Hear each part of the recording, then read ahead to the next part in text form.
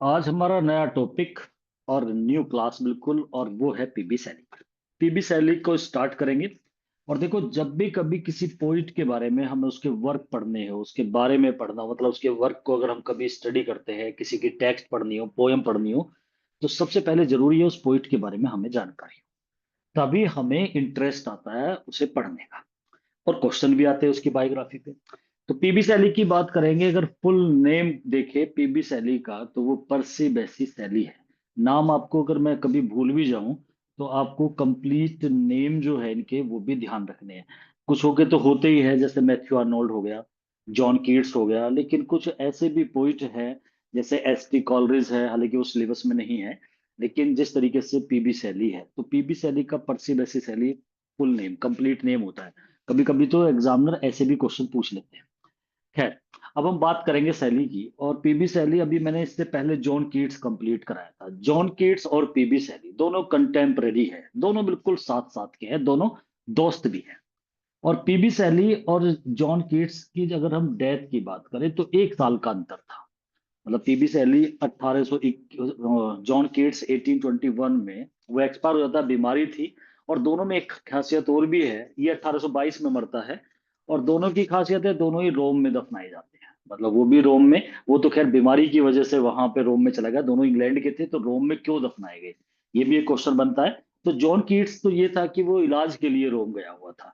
और पीबी सैली की बात करें तो ये बायरन से मिलकर के आ रहा था, तो रास्ते में एक इसकी शिप था, मतलब वो टकरा गया और वहीं डूब करके मर जाता है। तो ये ड्रोन हुआ, मतलब एक अकस्मात, एक एक्सीडेंटल इसकी डेथ हो जाती है। ये सैली था 1822 में। तभी इसने 1 साल पहले, मतलब कीट्स की मौत पर, एक बहुत अच्छा सा वर्क लिखा था, जिसके लिए बड़ा फेमस भी हुआ है पीबी सैली। वो एडोनिस वर्क, जिसे हम पेस्टोरल एलिजी के नाम से जानते हैं। अगर 4 महान पेस्टोरल एलिजी इंग्लैंड के अंदर हुई है, तो उनमें से एक पीबी सैली की एडोनिस है, जिसके अंदर उसने 55 स्पेंसर स्टैंजाज यूज करे हैं। स्पेंसर स्टैंजा यूज करने में पीबी सैली भी बहुत आगे था, और जॉन कीट्स भी था। जॉन कीट्स की the Eve of Saint Agnes 42 Spenser stanzas में लिखी गई है। जो स्पेंसर स्टैंजाज में लिखी है, पीबी सैली ने एडोनिस लिखा है। बड़ा वर्क है एडोनिस, कोई छोटा वर्क नहीं है। पीबी सैली सोनेट भी लिखा करता था, जैसे ओजा मेंडियस करके उसने अपना सोनेट लिखा है। पीबी सैली पेसिमिस्टिक विचारधारा का व्यक्ति रहा है, मतलब पेसिमिज्म दिखाता है अपने वर्क में, और उसका भी कारण इनकी लाइफ होती है। चाहे मैथ्यू आर्नोल्ड हो, पीबी सैली हो, ये कुछ इस तरीके के राइटर है, अपनी जिंदगी में बड़े दुखी रहे, तो इन्होंने वही चीज अपने वर्क में भी शो कर दी है।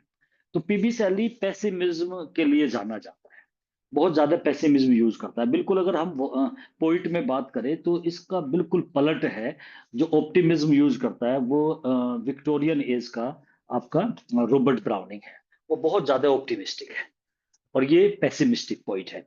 इसी तरीके का नोवेलिस्ट की बात करेंगे, तो थॉमस हार्डी का नाम आता है, जो आपके सिलेबस पीजीटी में भी है। थॉमस हार्डी भी पेसिमिस्टिक विचारधारा का व्यक्ति है। पीबी सैली की लाइफ की हम बात कर लेते हैं थोड़ा सा। कम उम्र, इसने भी कोई ज्यादा लंबी उम्र नहीं जी है, केवल 30 ईयर्स का था, मतलब 30 साल का था, इसकी डेथ हो जाती है। और जॉन कीट्स तो केवल 25 and 4 months ही था, वो तो बहुत ही जल्दी मर जाता है। अगर दोनों के कंपैरिजन करें, तो जॉन कीट्स इससे ज्यादा फेमस रहा है। पीबी सैली भी कम नहीं है, लेकिन फिर भी अगर कीट्स से तुलना करें, देखो रोमांटिक एज थी, इसका आगाज इस एज का 1798 में लिरिकल बैलेड के द्वारा हो गया था। जिस समय लिरिकल बैलेड 1798 में वर्ड्सवर्थ और एस टी कॉलर्स ने मिलकर उन्होंने इसे पब्लिश कराए थे, तभी रोमांटिक एज का मैनिफेस्टो से कहा जाता है। इसका मतलब रोमांटिक एज यहाँ स्टार्ट हो गई थी। इससे पहले की जो एज चल रही थी, वो न्यू क्लासिकल एज थी, जिसके 3 महान अगर पोइट की बात करें, तो उसमें अलेक्जेंडर पोप आता है, जॉन ड्राइडन, और फिर आपका डॉक्टर जॉनसन। ये 3 बड़े बड़े नाम न्यू क्लासिकल एज में थे। न्यू क्लासिकल एज और रोमांटिक एज दोनों आपस में बिल्कुल अपोजिट है। वो रियलिज्म की बात करते थे, यहाँ इमेजिनेशन थी। उनकी जो पोइट्री थी वो माइंड से निकलती थी, और रोमांटिक एज में हार्ट से निकलती थी। आपने कीट्स भी देखा, वर्ड्सवर्थ भी देखा, और यहाँ शैली भी है। इनकी जो पोइट्री है ना, वो स्पॉन्टेनिटी देखने को मिलती है। स्पॉन्टेनिटी का मतलब होता है अपने आप ही पोएम निकलती है। मतलब ये किसी चीज को देखते हैं, इनके अंदर भाव उत्पन्न हो जाते हैं, इमोशंस आते हैं, और उन्हें उड़ेल देते हैं। ये लाइन बिल्कुल सेम टू सेम लिखी हुई थी वर्ड्सवर्थ ने अपने क्रिटिकल वर्क में, जिसका नाम था प्रीफेस टू लिरिकल बैलेड। वो लिरिकल बैलेड के 2 साल बाद पब्लिश हुआ था 1800 में। वर्ड्सवर्थ ने वहां कहा था कि poetry is a spontaneous overflow of powerful feelings. वो बिल्कुल यही बात थी और ये सभी पे लागू थी, ये सभी रोमांटिक पोइट्स पे लागू है। अगर हम बात करें एक एल्डर जनरेशन और यंगर जनरेशन, दो जगह दो पार्ट में रोमांटिक एज को बांटा गया है। तो फर्स्ट जनरेशन या जिसे हम एल्डर जनरेशन कहते हैं, वहां पर वर्ड्सवर्थ और एस टी कॉलरिज के साथ रॉबर्ट साउदी भी जुड़ गया है। और अगर बात करते हैं यंगर जनरेशन की, तो जॉन कीट्स और पीबी शैली के साथ यहाँ पर तीसरा नाम बायरन का भी आता है। तो ये यंगर और एल्डर जनरेशन की अगर हम बात करते हैं। अब पीबी सैली के कुछ पीबी सैली की पर्सनल लाइफ पे बात कर लेते हैं। देखो पर्सनल लाइफ में पीबी सैली को दुख, क्यों मैं कहता हूँ बार बार कि ये बड़ा दुखी रहा था, ये दुख अपने परिवार को लेकर के भी दुखी था, और दूसरा मैरिज में भी इसके साथ ऐसे ही हुआ था। इसकी दो शादी हुई है, और दोनों में ही मतलब ये कोई ज्यादा खुश नहीं। खैर लास्ट मैरिज में तो फिर भी ये ठीक रहा, लेकिन फर्स्ट मैरिज में काफी दुखी रहा था। 1811 में इसने शादी की थी। इसका जन्म 1792 में हुआ था। 1792 में इसका जन्म हुआ था, लेकिन ये घर से, इसके जो पिता थे वहां, ये मतलब दोनों की बनती नहीं थी। उसके पीछे कारण इसका यूनिवर्सिटी, ऑक्सफोर्ड यूनिवर्सिटी ज्वाइन कर लेना, फिर वहां से इसे जैसे कहते हैं धक्के दे के निकाल देना, मतलब ऐसे निकला था कॉलेज से। और उसके पीछे कारण था, इसने द नेसेसिटी ऑफ एथिज्म एक पंपलेट लिख दिया था। मतलब ये गॉड को डायरेक्टली नहीं मानता था, मतलब इसके अंदर जो भावना थी ना वो एथिज्म वाली है। का मतलब ये अपने कर्मों पे विश्वास किया करता था, ये गॉड को मतलब उसको, ये उनकी जो एग्जिस्टेंस है उस पे विश्वास नहीं करता था। और चलो इस इंसान विश्वास ना करे तो एक बात, इसने पंपलेट ही छाप दिया और कॉलेज में था तो इसे निकाल दिया गया। इसका दोस्त था, हॉग नाम है उसका, ये उसके साथ रहा करता था। तो जैसे आपने देखा होगा घरों में भी माँ बाप मना कर देते हैं कि भाई तुम्हारी जो मेजोरिटी है वो गलत है, तुम इसे छोड़ दो या हमें छोड़ दो। तो इसने पिता को ही छोड़ दिया, अपने दोस्त के साथ रहा। और एक हैरियट नाम से लड़की थी जो इसकी सिस्टर की फ्रेंड थी, उससे शादी कर ली। शादी हो गई तो वहां भी थोड़ा ये एक रिवोलेंसरी स्पिरिट मानी जाती है इसकी। मैंने जब कीट्स पढ़ाया था तो मैंने आपको बताया, कीट्स ने कहा भी था कि बिल्कुल कीट्स इससे अलग था। He dislikes his poetry because he has revolutionary spirit. या सैली डिसलाइक करता है कीट्स की पोइट्री को क्योंकि उसके अंदर रिवोलेंसरी स्पिरिट नहीं है, मतलब एक क्रांतिकारी वाला बात नहीं है। वो पीबी शैली में है। ये सही बात के सही को सही कहने के लिए अड़ा रहेगा, ये नहीं देखेगा समाज क्या कहता है, इसे इस बात से कोई परवाह नहीं होती। ये जो इसे सही लगता है, जो वाकई सही है, उसमें अड़ जाएगा, रीति रिवाजों की बात नहीं करेगा। अगर इसे लग रहा है कि भगवान को मैं नहीं मानता हूं तो ये बोल देगा सामने, और यही चीज अखर जाती थी पब्लिक में। इसीलिए इसे कॉलेज से भी निकाल दिया गया, घर से भी निकाल दिया गया था। और ये इसने शादी कर ली थी हैरियट से। हैरियट से शादी करने के बाद कुछ साल शादी रही। इसे ऐसा शक होने लगा कि जो इसका दोस्त था हॉग, वो उस इसे लगा कि उससे इसके इलीगल रिलेशनशिप है। उसने ये बात बोल दी तो उसने सुसाइड कर लिया, आत्महत्या कर ली। हालांकि वो बाद में थोड़ा सा कॉन्ट्रडिक्शन भी रहा था कि क्या हकीकत में आत्महत्या थी नहीं थी, लेकिन खैर आत्महत्या माना जाता है। पीबी सैली ने जिस साल वो मरी थी उसी साल शादी कर ली, सेकंड मैरिज उसकी मैरी गॉडविन से। ये मैरी गॉडविन वही है जिसके पिता जो थे विलियम गॉडविन, जिन्होंने एक बुक लिखी थी पॉलिटिकल जस्टिस। वो एक फिलोसोफर थे। उनकी इस बुक से बहुत ज्यादा प्रभावित था, बड़ा इन्फ्लुएंस था इसके ऊपर भी, शैली के ऊपर भी और मैरी गॉडविन में भी। तो इनके जो फादर इन लॉ कह सकते हो आप, ठीक है ना, उस पर क्वेश्चन पूछा भी गया था। तो वो पीबी सैली उनसे इंस्पायर थे। उनकी बुक जो थी वो पॉलिटिकल जस्टिस, वो बहुत ही इंपॉर्टेंट बुक है। मतलब वो हमारे इसमें सिलेबस में नहीं है, लेकिन सैली पे इन्फ्लुएंस्ड है तो वो ध्यान रखना पड़ेगा। और पीबी सैली वही जिस तरीके से कीट्स जो था मिल्टन स्पेंसर से प्रभावित था, ऐसे ही कीट्स की एक बुक थी, मैंने आपको बताया था हाइपेरियन, उसके बारे में पढ़ाया भी था। हाइपेरियन जिसमें दो जो देवी देवता है उनकी लड़ाई, टाइटन्स और जो टाइटन्स वाले और ओलंपियंस वालों का झगड़ा दिखाया था। हाइपेरियन उसमें हीरो था। तो वो हाइपेरियन लिखी थी पैराडाइज लॉस्ट को देख करके जॉन कीट्स ने। और जॉन कीट्स की हाइपेरियन को देख करके ये भी बहुत ज्यादा प्रभावित हुआ और इसने भी अपने वर्क को लिखा है। तो कुल मिलाकर के पीबी सैली 30 साल की उम्र में इसकी डेथ हो जाती है। और इसके जो वर्क है, जो इसके इंपोर्टेंट वर्क है एडोनिस के साथ साथ, इसका ode to the west wind, और एक इसका टू ए स्काईलार्क। स्काईलार्क पक्षी के बारे में इसने लिखा है। स्काईलार्क के बारे में वर्ड्सवर्थ ने भी लिखा है। दोनों में बहुत बड़ा अंतर आपको देखने को मिलेगा। और ये कुछ ऐसी लाइन लिखता है, और ये कहा जाता है कि पीबी सैली जब अपने बारे में बात करता है तो ये बहुत बड़ा पेसिमिस्टिक हो जाता है, लेकिन जब ये मैनकाइंड की बात करता है, ह्यूमन बीइंग की बात करता है, मानव जाति की बात करता है, तो ऑप्टिमिज्म दिखाता है। जैसा इसका अगर हम एक लाइन देखें, बड़ी फेमस हुई है, लास्ट लाइन होती है लास्ट स्टेंजे में, और टू द वेस्ट विंड में, ये कहता है if winter comes can spring be far behind. अगर विंटर आती है तो क्या बसंत ऋतु दूर रह सकती है? मतलब अगर विंटर आएगी तो बसंत ऋतु भी आएगी, मतलब अगर बुरे दिन आएंगे तो अच्छे भी आएंगे। तो ये एक ऑप्टिमिज्म को शो करती है, क्योंकि वो ह्यूमन बीइंग के बारे में बात करता है, प्रोफेटिक है, भविष्यवाणी करता है, ऐसा राइटर है, इसे पोइट ऑफ फ्यूचर भी कहा जाता है। और अगर लिरिक की बात करें, लिरिक में सबसे देखो, हर पोइट की कोई एक खासियत होती है। जैसे कीट्स की खासियत थी, वो ओड के लिए फेमस था, अपने सेंसोसनेस के लिए फेमस था, नेगेटिव कैपेबिलिटी, एस्केपिस्ट, हेलेनिज्म, ये सारी चीजें थी। और सबसे बड़ी बात ओड की है उसमें। और अगर पीबी शैली की बात करें तो ये बहुत बड़ा लिरिक पोइट है, इसे अ परफेक्ट सिंगिंग गॉड कहा गया है। एसी स्विनबर्न ने कहा है, ये लाइन बहुत बार पूछी गई है, द परफेक्ट सिंगिंग गॉड किसे कहा गया है? तो वो पीबी शैली है। ये बहुत बड़ा लिरिसिस्ट है। इसने लिरिक में मतलब जैसे ओड में नाम भाई पोइट्री के पार्ट होते हैं। जैसे ड्रामेटिक मोनोलॉग है, उसमें आपका जो नाम, जब ड्रामेटिक मोनोलॉग की बात आती है तो रॉबर्ट ब्राउनिंग की आती है, एलिजी की बात आती है तो मैथ्यू आर्नोल्ड की आएगी, आपके सोनेट की बात आती है तो मिल्टन और शेक्सपियर का नाम आता है, और जब ओड की बात आती है तो कीट्स का आता है, और जब लिरिक की बात आती है तो पीबी शैली का नाम आता है। तो पीबी शैली लिरिक में बड़ा महान है। इसने स्काई लार्क जो to a skylark poem लिखी है, उसके अंदर भी ये इसकी एक बड़ी फेमस लाइन है इसकी, वी फाइन कहते we look before and after and find what is not. वो कहता है we look before and after, हम बिफोर एंड आफ्टर देखते हैं, हम माने हम ह्यूमन बीइंग, हम बिफोर पास्ट को देखेंगे, आफ्टर माने फ्यूचर को देखेंगे, एंड पाइन और इच्छा रखते हैं व्हाट इज नॉट, जो हमारे पास नहीं होता, इसीलिए हम दुखी रहते हैं। और स्काई लार्क तो खुश रहता है क्योंकि वो नहीं करता, वो प्रेजेंट में रहता है, और प्रेजेंट में खुशी रहती है। और जबकि हम पास्ट और फ्यूचर के बारे में लगे रहते हैं, इसीलिए हम ह्यूमन बीइंग जो होते हैं ना, we are full of sorrow and we can not surpass the joy of skylark. हम इक्वल नहीं है स्काई लार्क के। वो कह रहा काश मुझे आधी खुशी मिल जाए स्काई लार्क के जितनी, लेकिन नहीं मिल पाएगी, क्योंकि हम ह्यूमन बीइंग की मेंटेलिटी ऐसी है, हम ज्यादा दिमाग यूज करते हैं, और हम पास्ट के बारे में सोच सोच के दुखी रहते हैं, या फ्यूचर के बारे में रहते हैं, प्रेजेंट को तो देखते नहीं है। और प्रेजेंट में रहता है स्काई लार्क, और वो खुश रहता है। तो ये वाली बात उसने बड़ी फेमस उसकी लाइन रही है। और ऐसी उसकी पोएम है stanza written in dejection near Naples, वो भी पोएम इसकी बहुत बड़ी दुख से और अच्छी पोएम है।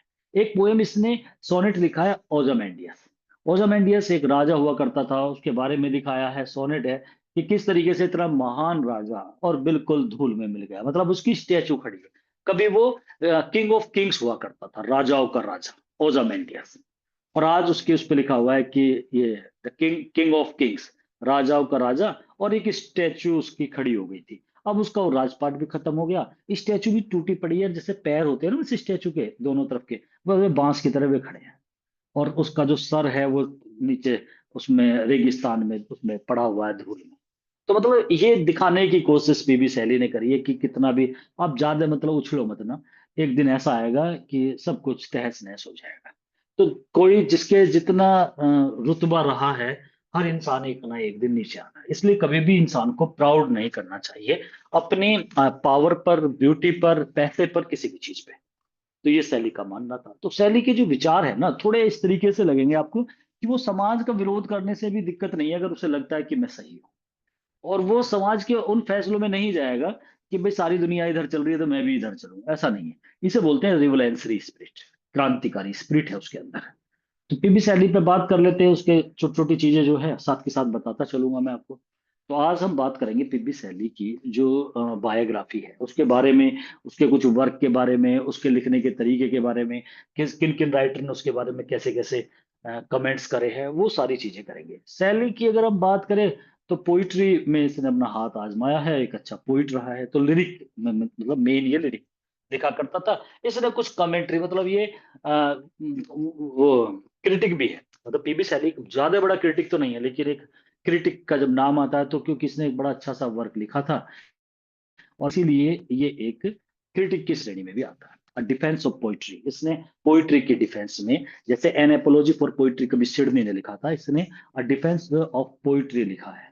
ये डिफेंस ऑफ पोइट्री में इसने बताया पोइट्री की डिफेंस करी है, मतलब पोइट के बारे में अपने विचार दिए हैं। देखो जितने भी वर्ड्सवर्थ हुआ है उसने अपना क्रिटिकल वर्क लिखा, प्रीफेस टू लिरिकल बैलेड, तो ये क्रिटिकल वर्क है। तो जिसके क्रिटिकल वर्क, जो क्रिटिक होते हैं वो अपना एक वर्क लिखते हैं। मैथ्यू आर्नोल्ड ने लिखा है, पीबी सैली ने लिखा है, जॉन कीट्स का नहीं था।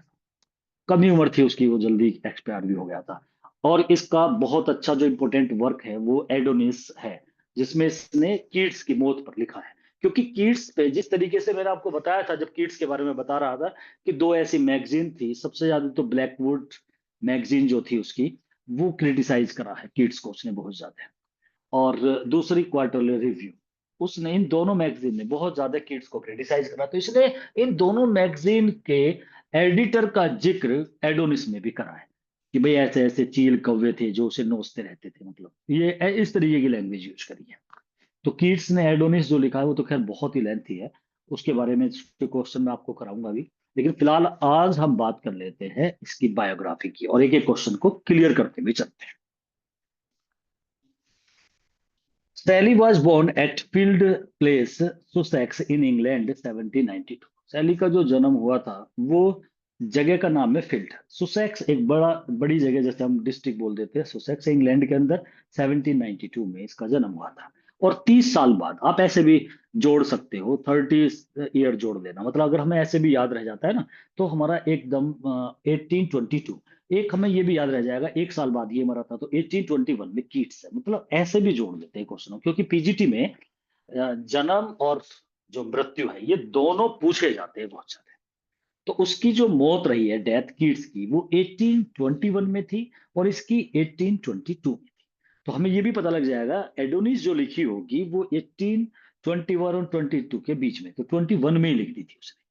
तो यहाँ पर ये उसकी डेट भी क्लियर हो जाती है, एडोनिस की भी हमारे, कि भाई उसकी क्या ईयर थी। इस तरीके से भी कैलकुलेशन भी जरूरी होता है, हमारे दिमाग में ये रहे। क्योंकि भाई आपको किड्स का ये भी करना पड़ेगा, 25 साल 4 महीने वो जिया था, क्योंकि ये भी क्वेश्चन पूछा जा चुका है। वो सबसे कम उम्र का था ना, इसलिए पूछ लेते हैं इस क्वेश्चन को। जब आप उसे करोगे तो आपके ईयर चारों याद हो जाएंगे, एक ईयर को याद कर लोगे ना, सब हो जाएगा। 1792 में ये अगर याद रही आपके, तो आपको ध्यान रहेगा ये 30 साल जिया था, तो आप 30 साल घटा देना। तो आपको एकदम मतलब जब 1822 से 30 साल घटाओगे तो 1792 आ जाएगा। और फिर एक साल पहले उसकी कर लेना, फिर 25 साल 4 महीने। मतलब हम चाहे तो एक ईयर पे भी चार चार पांच पांच क्वेश्चन हमारे तैयार हो सकते हैं। ठीक है। इसके बाद सर टिमोथी सैली जो है was the father of Shelley. सैली के पिता का नाम जो है वो टिमोथी सैली था। He was the member of parliament. वो मेंबर ऑफ पार्लियामेंट थे। इसका मतलब सैली जो है कोई गरीब घर का नहीं था, मतलब इसके पिता जो थे वो एमपी थे। इसीलिए उन्हें सही नहीं लगता था बेटा गलत काम करके आए, स्कूल से शिकायत आए, तो इन्होंने तुरंत उसे बहुत ही टाइट ले लिया था। और इतना टाइट ले लिया था कि कह दिया था कि या तो दोस्त के साथ रहो या फिर घर रहो। तो इसने पापा ही छोड़ दिए। एलिजाबेथ पिलफोर्ड जो है ये इसकी मदर का नाम है। तो ये माता पिता का नाम भी हमें याद करना होगा। और क्योंकि क्वेश्चंस बनते हैं इसके भी, मदर और फादर का नाम। टीजीटी में तो खैर 4 ही राइटर होते हैं तो इजी हो जाता है। और फादर के नाम तो हमें करने ही नहीं होते हैं टीजीटी में, वो तो अपना आप ही होता है। सब में आपका जितने भी जो है उनमें सभी में एक जैसे ही नाम उसमें विलियम करके आ जाते हैं। तो यहाँ पर अगर हम बात करें माता का, तो इसमें एलिजाबेथ पिलफोर्ड नाम है। द नेसेसिटी ऑफ एथिज्म, ये वो वर्क था, मतलब इसे आपको थोड़ा ढंग से समझना है। इस पे से क्वेश्चन आ जाता है। द नेसेसिटी ऑफ एथिज्म, नाम भी याद हो जाएगा। एथिज्म की नेसेसरी, इसका मतलब आवश्यकता किस चीज की? एथिज्म। एथिज्म होता है नास्तिकवाद। तो आपके माइंड में एक छवि आ जानी चाहिए कि भगवान को ना मानने वाला है पीबी सैनी, ये दिमाग में बैठ जाना चाहिए। The necessity of atheism, atheism की भी आवश्यकता है। अब ऐसा कोई पंपलेट या ऐसी कोई पोयम अगर आप कहीं छाप दो भगवान के लिए, तो आपका भी विरोध होना स्टार्ट हो जाएगा। इसने तो ऐसा पंपलेट छाप दिया था, और वो पूरे स्कूल में, पूरे कॉलेज में इसने वो छाप दिया था, कॉलेज में फैल गई सारे में, तो इसे निकाल दिया गया था। ये एक पंपलेट था जो सैली ने लिखा था 1811 में, 1811 की बात थी। तो आप यहां से आइडिया लगा सकते हो, ठीक है ना। 92 में इसका जन्म हुआ था, तो 8 और 11 19 साल का था।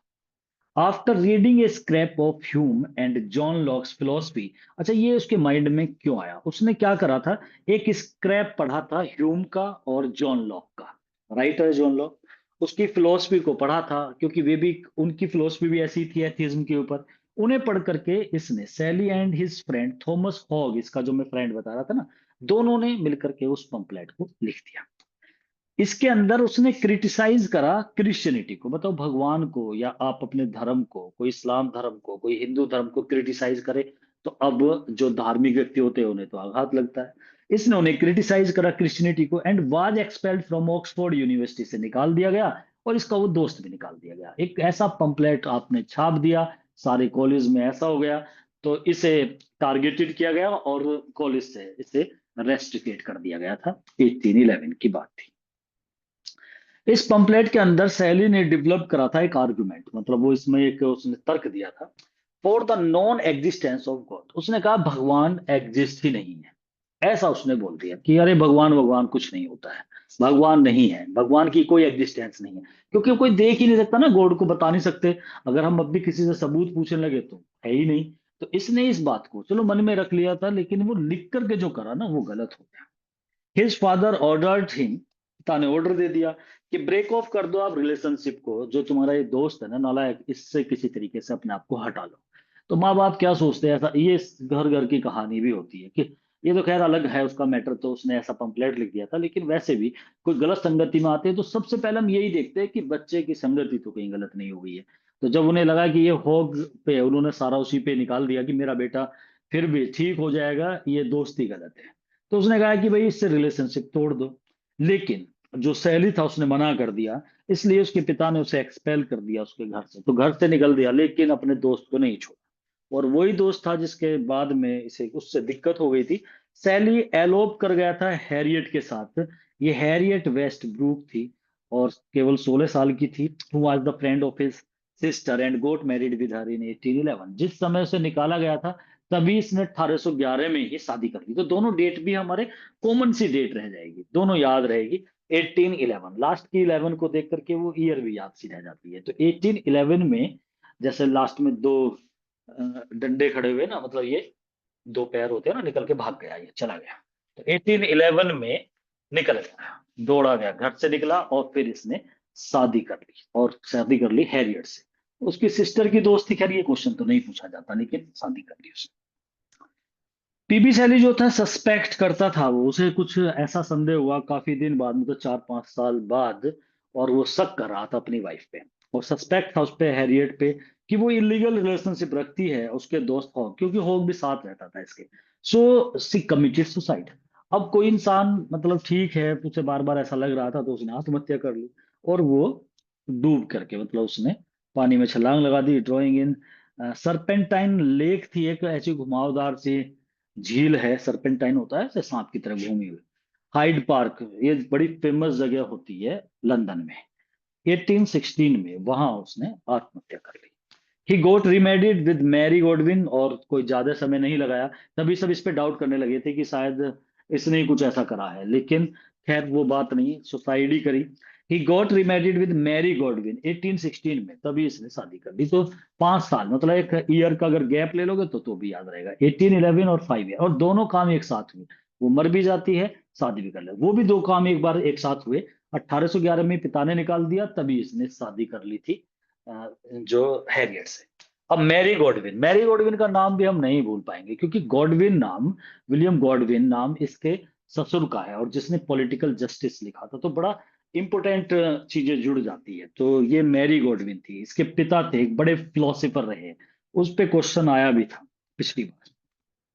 ही stands alone among the singers and he is the perfect singing god. अच्छा, ऊपर वाली लाइन की जरूरत नहीं है, क्योंकि ज्यादातर यही पूछा जाता है, he is the perfect singing God, ये किसने कहा? PB Shelley is the perfect singing God, AC Swinburne ने कहा था शैली को। अगर आप इसे किसी तरीके से जोड़ जाड़ करके बनाना चाहोगे तो ये लास्ट वाली लाइन को जरूर जोड़ना है, कभी आप ऊपर की जोड़ लो और ऊपर की आए ना। ही stands alone among the singers, वो सिंगर्स के बीच में अकेला खड़ा है, मतलब उसका नाम अकेला ही सबसे अलग है। सिंगर मतलब जितने भी पोइट वगैरह है। And he is the perfect singing God, इसे परफेक्ट सिंगिंग गॉड कहा है, एसी स्विनबर्न ने कहा है कि पीबी शैली को कि वो परफेक्ट सिंगिंग गॉड है। तो ऐसी बात, ऐसी लाइन स्विनबर्न ने बोली है, तो इंपोर्टेंट, बहुत बार आया हुआ क्वेश्चन है। Poets are the unacknowledged legislators of the world. जो लेगिस्लेटर्स होते हैं ना, वो उन्हें बोलते हैं ना, जैसे एमएलए होते हैं, मेंबर ऑफ लेगिस्लेचर असेंबली। तो लेगिस्लेटिव असेंबली के मेंबर, लेगिस्लेटर्स जो होते हैं ना, इन्हें बोलते हैं जो नियम बनाए। जैसे विधायक होता है ना, तो उस सेंस में होते हैं वो विधायकी, मतलब रूल्स बनाने वाले। Poets are the unacknowledged. Unacknowledge होता है जिसकी स्वीकृति ना दी गई हो, मतलब एक्नॉलेज वर्ड होता है स्वीकार कर लेना, अनएक्नॉलेज्ड अस्वीकृत। तो पोइट्स जो है, ए डिफेंस, पहले मैं आपको बता दूं, ए डिफेंस ऑफ पोइट्री में बोल रहा है। ए डिफेंस ऑफ पोइट्री ये वर्क है पीबी शैली का, इंपॉर्टेंट वर्क है, माइंड में फिट कर लेना, क्योंकि क्रिटिकल वर्क यही है इसका। और क्रिटिकल वर्क जो होता है ना, वो पूछ लेते हैं, पीबी शैली का क्रिटिकल वर्क है, इसका मतलब इसने जो कुछ इस तरीके की पोइट्री ऐसी होनी चाहिए, पोइट्री में ये होना चाहिए, डिक्शन ऐसी होनी चाहिए, ये सारी बातें इंसान ऐसे ही वर्क में बताता है। सीधी सीधी कोई पोयम है उसमें नहीं बताएगा, एडोनिस में नहीं बताएगा, आपके और टू वेस्ट विंड में नहीं बताएगा, ओजामेंडियस में नहीं बताएगा, stanza written in dejection near Naples में नहीं बताएगा, तो ऐसी पोयम में, स्काई लार्क में नहीं बताएगा। ये अपना एक क्रिटिकल वर्क होता है, वहां पर बताया जाता है मीटर ऐसे होने चाहिए, डिक्शन ऐसी होनी चाहिए, पोइट ऐसे होने चाहिए, वो सारी चीजें। इसी तरीके से William Wordsworth the preface to lyrical ballad में बात करता है। ऐसे ही एस टी कॉलेज जो है बायोग्राफिया लिटरेरिया में करता है। और बिल्कुल एक डिफेंस ऑफ पोइट्री, बिल्कुल सेम ऐसे ही नाम की एक पोयम थी, द डिफेंस ऑफ पोइजी, जो सिडनी ने लिखी थी। सिडनी बहुत पहले है, स्पेंसर सिडनी, आप विलियम शेक्सपियर से भी पहले चले जाओ, विलियम शेक्सपियर से थोड़ा सा पहले यूनिवर्सिटी विट्स आएंगे, उससे कुछ पहले स्पेंसर और सिडनी आएंगे, और उससे कुछ पहले थॉमस वाट एंड सरी की टोटल्स मिसलिनी आएगी। तो Sydney perfect singing God, sorry, Sydney ने जो है ये द डिफेंस ऑफ पोइजी लिखा है। दोनों में अंतर ये है, वहां पोइट्री ना होके पोइजी है, और यहाँ पोइट्री है। आप इसे इस तरीके से भी याद कर लेना। पोइजी वर्ड मतलब शुरुआत में जो इंग्लिश थी वो थोड़ी सी क्लियर नहीं थी, मतलब जो वर्ड्स थे बाद में डिक्शनरी से चेंजिंग होते रहे। अगर चौसर को पढ़ेंगे तो आपको पढ़ने में भी बहुत सारे वर्ड ऐसे आएंगे, कभी हैज लिखा नहीं मिलेगा, एच ए टी एच ही मिलेगा। तो वो बहुत सारे वर्ड है, वाट भी सीधा नहीं लिखा हुआ मिलता था, तो ये वर्डों में चेंजिंग थी। तो वो शुरू की बात थी, तो शुरू में पोइजी लिखा था, ये पोइट्री बिल्कुल स्पष्ट लिखा हुआ है। तो आप समझ लेना भाई, पीबी शैली बहुत बाद में आया था, उसने सही तरीके से लिखा होगा, तो ऐसे याद आ जाता है। इसमें ए है, उसमें दा था, तो वो छोड़ो, लास्ट वाले को देख लेना, पोइजी और poetry, a defence of poetry, ये पीबी शैली का क्रिटिकल वर्क है। तो इसके अंदर बताया गया ये पोइट में ये क्वालिटी होती है, पोइट ऐसा होता है, ये सब बातें। तो इसी के अंदर ये लाइन है, पोइट्स आर द अनएक्नॉलेज्ड। पोइट्स को माना नहीं गया, स्वीकृति नहीं मिली है। लेगिस्लेटर्स ऑफ द वर्ल्ड, वे संसार के नियम बनाने वाले हैं। लेगिस्लेटर्स होते हैं जो विधायक होते हैं ना, जैसे, तो वे संसार के नियम बनाने वाले, लेकिन इस बात को स्वीकृत नहीं किया गया है पोइट्स के बारे में, ऐसा ही मतलब तारीफ करता है पोइट्स की। पीबी शैली ने एक वर्क लिखा था, एरियल टू मिरेंडा, वैसे इस नाम से पता लग जाएगा। एरियल नाम का कैरेक्टर जो एक परी थी, और मिरांडा जो थी वो बेटी थी प्रोस्पेरो की, ये टेम्पेस्ट में थे कैरेक्टर। तो इसका मतलब पीबी शैली विलियम शेक्सपियर को भी काफी पढ़ रहा है, और उसने विलियम शेक्सपियर के टेम्पेस्ट को पढ़ा होगा, उसी से ये नाम निकाला था। और मतलब एक टाइटल दोनों को मिला करके एरियल टू मिरांडा, ये एक वर्क लिखा था शैली का, और वाज इंस्पायर्ड। शैली का ये वर्क इंस्पायर्ड था शेक्सपियर के टेम्पेस्ट से। आपको बिल्कुल भी एक बार देखते ही ऐसे, ये वो क्वेश्चन होते हैं, एक बार देखते ही याद हो जाएंगे। कुछ नहीं करना, जिसने विलियम शेक्सपियर का टेम्पेस्ट पढ़ा होगा इजीली कर लेगा वो, इसमें कोई दिक्कत ही नहीं आएगी। अब इसकी डेथ देख लेते हैं, कैसे ये मरा था। While crossing the bay of Spezia in 1822, 1822 तो हमारे याद रहेगा। खाड़ी थी स्पीजिया, जगह का नाम है स्पीजिया की खाड़ी, जैसे हमारे यहाँ बंगाल की खाड़ी है ना। तो खाड़ी क्या होती है, जब तीनों तरफ से मतलब पानी रहता है और एक तरफ धरातल होता है, उसे खाड़ी बोल देते हैं। तो खाड़ी थी, मतलब तीनों तरफ से धरातल और एक तरफ से पानी, उल्टा बोल दिया मैंने, तो वो खाड़ी हो जाती है। तो स्पीजिया की खाड़ी थी, और उसे जब ये क्रॉस कर रहा था अपनी नाव से, एक बोट थी इस पे, Shelley was drowned near Italian coast, तो इटली का तट था, इटली से निकल हुआ जा रहा होगा, वहीं उसके तट पर वो पलट गई होगी। तो इन दैट बोट, वो ड्रॉन हो गई, डूब गई नियर इटालियन कोस्ट के। इस बोट में, बोट का नाम है ये डॉन जॉन, ये उस बोट का नाम था, अगर पूछ ले कभी। तो इस बोट के अंदर he was with Edward William, इसका एक दोस्त था, उसके साथ था।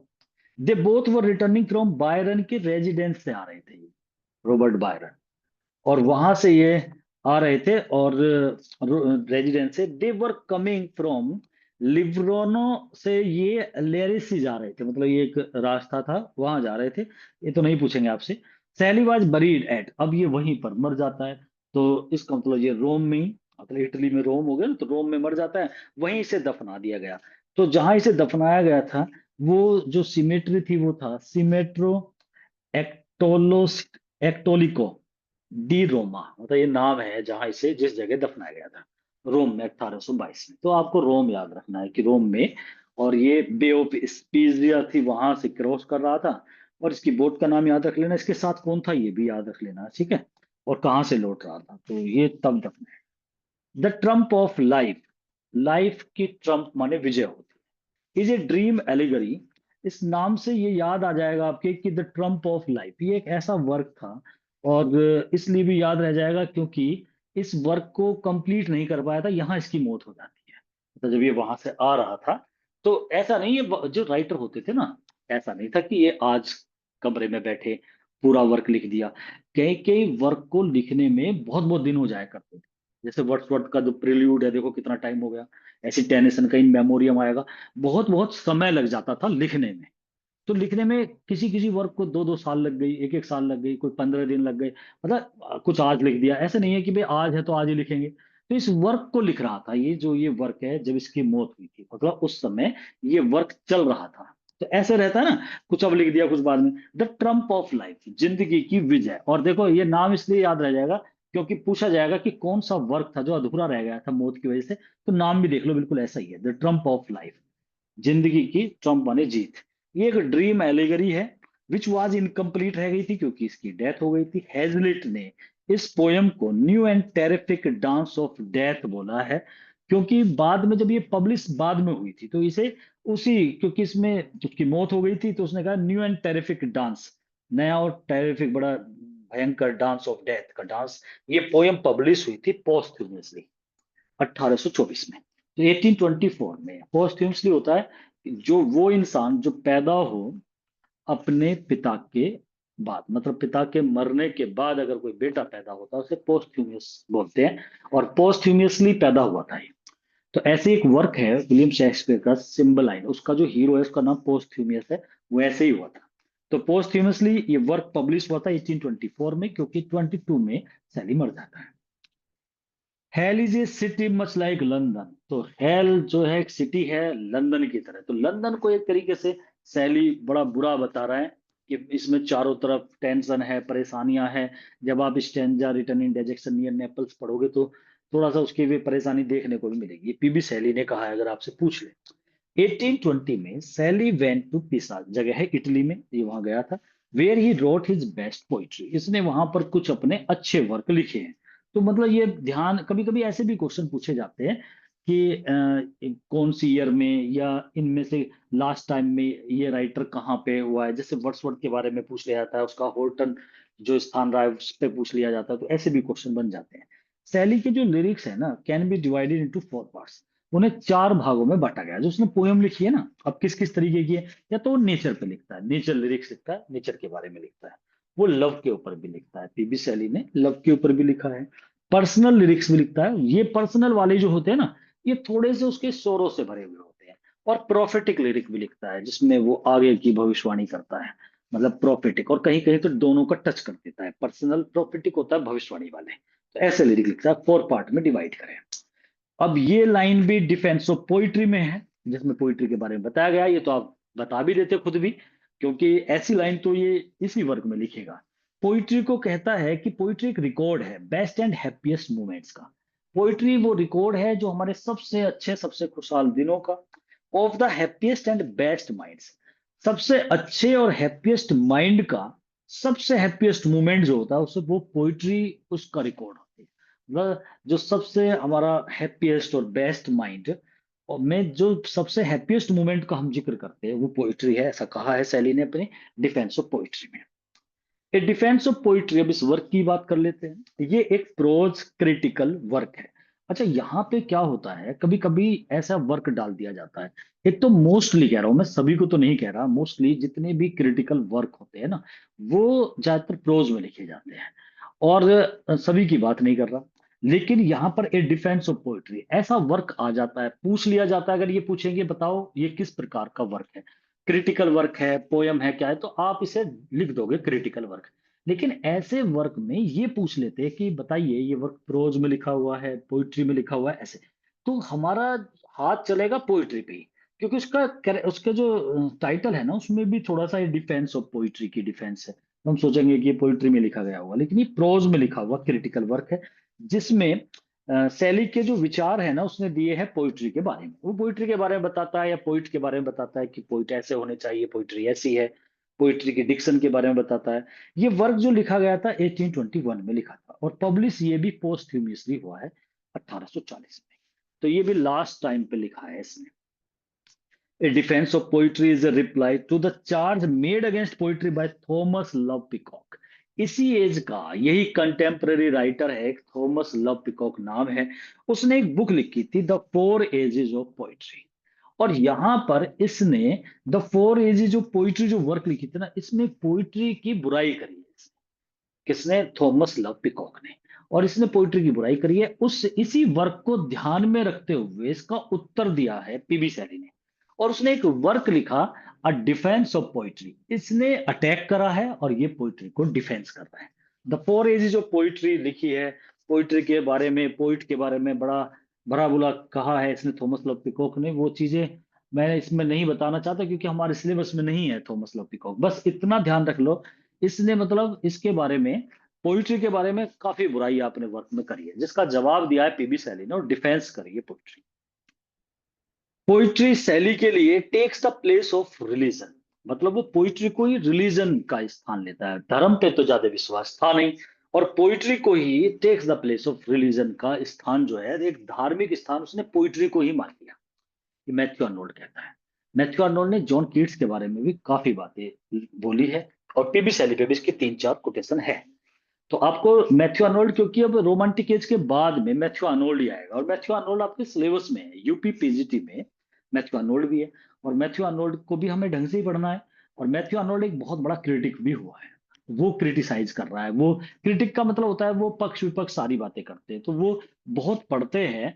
ये जो क्रिटिसाइज करना होता है ना, उसमें क्या होता है कि कुछ राइटर ऐसे होते हैं, इनमें सबसे बड़ा राइटर टीएस इलियट है, अगर क्रिटिक में बात करें तो बड़ा, W J Long, T S Eliot, Dryden, Matthew Arnold, William Wordsworth, S T Coleridge, P B Shelley कुछ कम, तो ये सब नाम है बड़े बड़े, कैप्टन रिकेट, ये मतलब वे है ज्यादातर जिनके आप कोटेशन देखते हो, वे सब क्रिटिक हैं, ये क्रिटिसाइज करते हैं, सभी का काम होता है। तो इनका एक काम ये भी होता है, वर्क को पढ़ते हैं उनके ऊपर कुछ कमेंट कर देते हैं, राइटर के ऊपर या किसी वर्क के ऊपर। टीएस इलियट इसमें बहुत बड़ा नाम था, तो टीएस इलियट ने तो पीबी शैली को तो बहुत ही ज्यादा क्रिटिसाइज करा है, वर्ड्सवर्थ को भी करा है, पीबी शैली को भी करा है टीएस इलियट ने। यहाँ मैथ्यू आर्नोल्ड थोड़ा इसका पक्ष ले रहा है, कह रहा है कि पोइट्री जो है ना शैली के लिए वो धर्म की तरह है, ऐसा बोलती है। आर्नोल्ड ने फिर एक बात कहा, द फ्रेंड ऑफ अनफ्रेंडेड पुअर, जो बेचारे अनफ्रेंडेड है, जिनका कोई नहीं है उनका शैली है, ऐसे कहा है, वो दोस्त है जिनके कोई दोस्त नहीं है उसका दोस्त है पीबी शैली, ये बात मैथ्यू आर्नोल्ड ने बोली। One may be a poet without versifying and versifier without poetry, ये भी शैली की लाइन है, ये भी अपने क्रिटिकल वर्क में उसने लिखी है कि वन में भी ये पोइट, एक व्यक्ति पोइट बन सकता है बिना वर्सिफाइंग करे। वर्सिफाइंग करना जो होता है डिक्शन, भाषा शैली, मतलब अगर आप कलाकार नहीं हो, अगर आपकी डिक्शन अच्छी नहीं है, तो भी आप पोइट बन सकते हो, और एक वर्सिफर बन सकते हो, बहुत अच्छे आर्टिस्ट लिखने वाले, विदाउट पोइट्री, बिना पोइट्री के भी कोई व्यक्ति वर्सिफर हो सकता है, और पोइट्री भी लिखी जा सकती है बिना वर्सिफाइंग करने। तो ये वर्सिफर और वर्सिफाइंग को समझ लो, इसका मतलब होता है अच्छी भाषा शैली का लिखने का तरीका, वो है ये डिक्शन जिसे हम बोलते हैं। तो हम अगर डिक्शन नहीं भी जानते तो भी पोइट्री लिख सकते हैं, जैसे कि खुद वर्ड्सवर्थ कहा करता था, वो कहता था कि सिंपल सी लैंग्वेज हो, जो मैन टू मैन चली जाए, वही पोइट्री है। उसने तो ये भी कहा था, there is no essential language of prose and poetry, या there is no big difference between prose and poetry. वो तो उनकी लैंग्वेज में भी अंतर नहीं बताया था वर्ड्सवर्थ। तो इसका मतलब विदाउट वर्सिफाइंग भी आप एक पोइट बन सकते हो, और एक वर्सिफर भी बन सकता है कोई व्यक्ति अगर वो पोइट्री ना लिखे तो भी, पीबी शैली का ऐसा कहना। अब ये विलियम गॉडविन जो ससुर साहब है पीबी शैली के, सेकंड जो मैरिज करी थी मैरी गॉडविन से, उसके पिता है, फादर है मैरी गॉडविन के, he was a famous philosopher, ये क्वेश्चन पूछ लिया था। ये क्वेश्चन पूछा था, विलियम गॉडविन की बुक पूछ लेते तो फिर भी इजी रहता। क्वेश्चन ये पूछा गया था कि बताइए जो विलियम गॉडविन है वो क्या है, पोइट है, राइटर है, क्रिटिक है, या फिलोसफर है, कुछ इस तरीके से क्वेश्चन था। आपको मिल जाएगा प्रीवियस पेपर में। तो वो था फिलोसफर। वे बड़े फिलोसफर है, उनकी बुक फिलोसफी से भरी हुई है। हिज फेमस वर्क है पॉलिटिकल जस्टिस, और Shelley was much influenced of this work. इससे बड़ा प्रभावित रहा है पीबी सैली भी, और उसकी बेटी जो थी मैरी गॉडविन, विलियम गॉडविन की, वो भी। सैली को पोइट ऑफ फ्यूचर कहा जाता है, जैसे किड्स को पोइट ऑफ ब्यूटी कहा जाता है ना। पोइट ऑफ ब्यूटी किसका नाम आता है, ब्यूटी का जब जिक्र आए तो जॉन केट्स का नाम आता है। उसने ब्यूटी के ऊपर दो लाइनें उसकी हैवी, भाई beauty is truth and truth beauty, ये लाइन है उसकी, और टू ग्रीशियन अर्न में। और a thing of joy for ever, वो लाइन है उसकी एंडिवन में। Shelley is called poet of future कहा जाता है इसे, भविष्य का पोइट, मतलब ये भविष्य की बात करता है। इसके जब आप वर्क पढ़ोगे ना आपको लगेगा भी, मैं वो जब वेस्ट विंड पढ़ाऊंगा तब भी आपको होगा, स्काई लार्क में भी आपको, इनमें आपको वो एक फ्यूचर पोइट की तरह दिखाई देगा। सैली एक पेसिमिस्टिक पोइट है, वो बड़ा निराशावादी है। जब वो अपने बारे में बात करता है तो पेसिमिस्टिक हो जाता है, लेकिन जब वो मैनकाइंड के बारे में बात करेगा, मानव जाति के फ्यूचर, भविष्य, ह्यूमन बीइंग के बारे में, तो वो ऑप्टिमिस्टिक हो जाता है। अपने बारे में तो क्योंकि उसकी लाइफ जो थी वो मतलब थोड़ी गम में थी। सैली एक्सहेल करता है। एक्सहेल करना होता है ना बाहर को निकालना, जैसे धुआं बाहर को निकालते हैं एक्सहेल होता है, अंदर खींचते हैं तो इनहेल करते हैं, इनहेल एक्सहेल। सैली एक्सहेल करता है लिरिक्स, मतलब ऐसे निकलती है पोयम उसके अंदर से, जैसे फ्लावर एक्सहेल करता है फ्रेग्रेंस को। जिस तरीके से फूल से उसकी खुशबू निकलती है ना, ऐसे ही निकलती है पोइट्री। सैली ऐसे निकालता है पोइट्री। अब इसका सेंस क्या है, इसका मतलब फूल को कोई उसमें मेहनत नहीं करनी पड़ती, कोई प्रेशर नहीं लगाना पड़ता, कोई फोर्सली नहीं होती, वो मतलब अपने आप निकलती है, स्वतः निकलती है। तो जिस तरीके से विदाउट एनी फोर्स, अपने आप ही, स्पॉन्टेनिटी बोलते हैं ना इस बात को, अपने आप निकल जाना, तो ऐसे ही शैली की जो लिरिक्स है वो ऐसे निकलते हैं। ये कॉम्पटन रिकेट, ये भी एक बड़ा क्रिटिक है, उसने कहा है कि भाई ऐसे निकलती है। Shelley was much influenced by political justice जो थी गॉडविन की, उसके ससुर साहब की, उससे बहुत ही प्रभावित था। Who was the father in law of Shelley, P B Shelley, John Keats और बायरन, ये तीनों व्यक्ति belong to the second generation of romantic age की सेकंड जनरेशन से जुड़े हुए हैं। फर्स्ट से कौन थे, विलियम वर्ड्सवर्थ, एसटी कॉलरिज और रॉबर्ट शाउ थे। वे तीनों लेक पोइट्स भी हैं। वे तीनों के तीनों लेक पोइट्स भी हैं, क्योंकि लेक एक डिस्ट्रिक्ट का नाम है, वे उसी डिस्ट्रिक्ट में रहा करते थे। और लेक डिस्ट्रिक्ट है क्योंकि, और लेक डिस्ट्रिक्ट नाम क्यों, क्योंकि वहां बहुत सारी झीलें थी, इसलिए उसे लेक डिस्ट्रिक्ट बोलते थे। सैली और सॉरी, एसटी कॉलरिज और वर्ड्सवर्थ तो दोनों साथ ही रहते थे एक ही जगह को, और रॉबर्ट साउदी भी, तो तीनों को लेक पोइट्स भी बोला जाता है, और एल्डर जनरेशन के भी थे। अब ये वो लाइन है जो पीबी सैली ने, जब कीट्स की मौत हो जाती है तब उसने ये लाइन लिखी थी। वो कहता है, I have dipped my pen in consuming fire for his destroyers. जब कीट्स की मौत हो जाती है, वो एडोनिस लिखता है, वहीं पर वो ये लाइन भी लिखता है पीबी सैली। और देखो इस लाइन में साफ दिख रहा है वो कितना गुस्से में है। कीट्स का, वैसे कीट्स की बीमारी तो थी, उसके टीबी था, कंजप्शन का रोग था, वो इसका दोस्त था, और वो रोम चला जाता है, वहां अपना इलाज कराता है। उसका जो दोस्त था सेवन, उसके साथ जाता है, उसी की बाहों में दम तोड़ता है, जो जॉन कीट्स था। लेकिन कीट्स की मौत का जब शैली को पता लगता है, 1821 की बात थी, 1822 में तो ये भी एक्सीडेंटली मर जाएगा, लेकिन उस समय जब पता लगता है तो इस पे बहुत शॉक्ड होता है। इसे भी, ले हंट, ये सब एक ही ग्रुप के थे सब, इन्हें सबको कोकनी स्कूल में भी डाला गया था ना। तो इन्हें जब पता लगता है ना पीबी सैनी को, तो इसे बड़ा शॉक्ड होता है कि भाई यार एक किड्स मर गया, क्योंकि बीमार तो था लेकिन गया तो ठीक ठाक ही था। अब एकदम वो भर्ती हुआ जैसे भी, मतलब हाँ मर जाता है वो। तो उसकी मौत का कारण, क्योंकि ये बात तो चलती थी इनकी आपस में, ये जो मैगजीन थी, खासकर ये ब्लैकवुड मैगजीन जो थी, इसने तो बहुत क्रिटिसाइज करा था किड्स को भी, सैली को भी। यही थी जिसने एक कोकनी स्कूल करके एक टर्म बनाई थी, जिसके अंदर ले हंट को प्राइम एग्जाम्पल जो था उसका, वो ले हंट को लिया था। ले हंट भी इन्हीं के साथ का है। तो वो सब इस तरीके से मतलब बनाया गया था उसमें, और सबको क्रिटिसाइज किया गया था। तो किड्स ने कुछ ज्यादा अपने अंदर उन बातों को ले लिया था, ये मानना था सैनी का, और शायद उसी गम में मरा है, मतलब ये कहता था। तो अब जब मतलब एक तरीके से इन्हें हत्यारा सोच रहा है कि इन्होंने मारा है मेरा दोस्त। तो देखो ये लाइन ऐसी है कुछ, I have dipped my pen, मैंने अपना पेन डुबो दिया इन कंज्यूमिंग फायर, कंज्यूम माने ग्रहण करने में, फायर माने आग, फॉर हिज डेस्ट्रॉयर, उसके इस मैंने पेन डुबो दिया है उस आग में जो कि डेस्ट्रॉयर के लिए है। मतलब मेरे पेन में से वो आग निकलेगी जो इन डेस्ट्रॉयर माने विनाशकारी व्यक्तियों के लिए। और हिज आया कीट्स के लिए, कीट्स को जिसने डेस्ट्रॉय करा है उनके लिए मैं उनकी आग में अपना पेन डुबो दिया है, मतलब उस गुस्से की आग में। और अब लिखूंगा मैं इसमें अपने पेन की fire. Here Shelley is talking about the editors of Blackwood magazine के एडिटर्स जो बुराई करा किया करते थे कीट्स के वर्क की। एंड्यूमेन जो इसका वर्क था उसको तो बहुत ही ज्यादा क्रिटिसाइज करा था।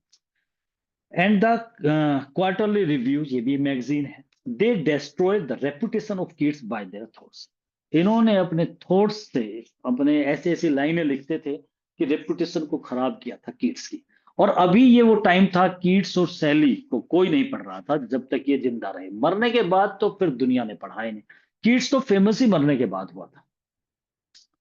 Shelley is a beautiful, Matthew Arnold कहता है कि सैली एक ब्यूटीफुल एंड इनइफेक्चुअल एंजल है। उसे एक एंजल बता दिया कि एक ऐसा एक दूत है, एंजल है जो सुंदर है और इन इफेक्चुअल है, अभी जिसका कोई प्रभाव नहीं है। Beating in the void, beating माने पीट रहा है, वॉइड माने व्यर्थ में।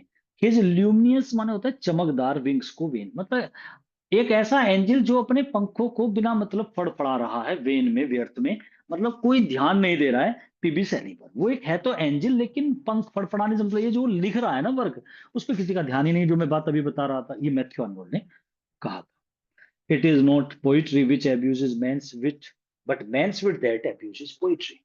पोइट्री ऐसी नहीं होनी चाहिए जो इंसान की बुद्धि पे को एब्यूज करे, बल्कि मैन की विट होती है जो पोइट्री को एब्यूज करता है। मतलब आप पोइट्री के बारे में लिख सकते हो कुछ भी, लेकिन पोइट्री में किसी इंसान के बारे में नहीं लिखना चाहिए, ये सैली ने कहा है। सैली बहुत ज्यादा इंप्रेस था कीट्स की हाइपीरियन से भी, मैंने बताया था आपको। The most gentle, the most amiable, बहुत ज्यादा सज्जन, बहुत ज्यादा एमिएबल, और बहुत ज्यादा एमेबल होता है, लवेबल मतलब प्रिय, and the least worldly minded, और बहुत कम worldly minded person I ever met, जिससे मैं मिला हूं। लॉर्ड बायरन, जहां से ये मिल करके आ भी रहा था सैली, जब इसकी मौत हो जाती है, वो पीवी सैली के बारे में कहता है कि बहुत ही जेंटल है, एमिएबल भी है, लेकिन लीस्ट वर्ल्डली माइंडेड पर्सन है। लीस्ट वर्ल्डली माइंडेड क्यों बोल रहा है? कि भाई ये जैसे वर्ल्डली माइंडेड होते हैं ना, ज्यादा बुद्धिमान व्यक्ति जो बहुत ज्यादा अपने आप को शो करते हैं, माइंड, ऐसा नहीं है, सिंपल व्यक्ति है जिससे मैं कभी मिला हूं, लॉर्ड बायरन ने सैली के लिए कहा है। A poet is a nightingale who sits in darkness, Shelley ऐसी लाइनें अपने उसी वर्क में बोलेगा, डिफेंस ऑफ पोइट्री। कहता है पोइट क्या हुआ है, पोइट एक नाइटिंगेल की तरह होता है। तो मतलब एक, जैसे नाइटिंगेल गाने गाती है, पोइट भी गाने गाता है।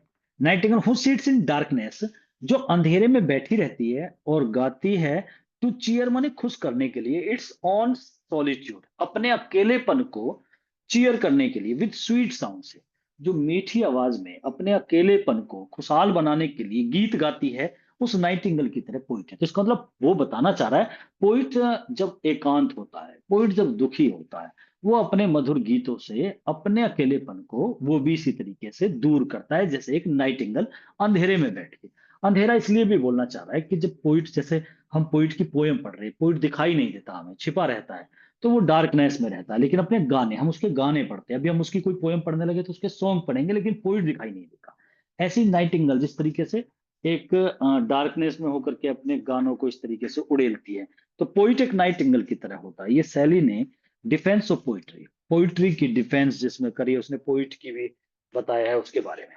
सैली ने पढ़ाई करी थी एट इटन जगह पे, where he was called the mad Shelley, बाद में यहाँ जाता भी है, मैड सैली कहा गया। क्यों कहा गया?